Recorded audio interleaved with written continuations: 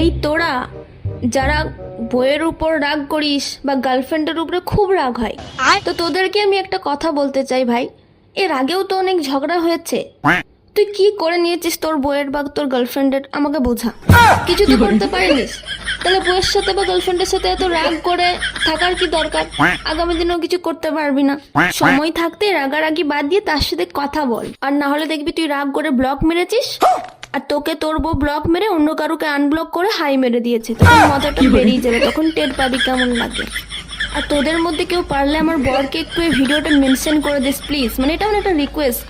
তাহলে ভবিষ্যতে আমি আবার যদি কারোকে হাই হ্যালো করি, তখন আমার বর বলবে আমার বউ চিটার এই ওই। তার থেকে ভালো তোরা কেউ পারলে একটু ভিডিওটা মেনশন করে দিস, হ্যাঁ, যাতে করে ও বুঝতে পারে যে ব্লক করলে কি হতে পারে ভবিষ্যতে।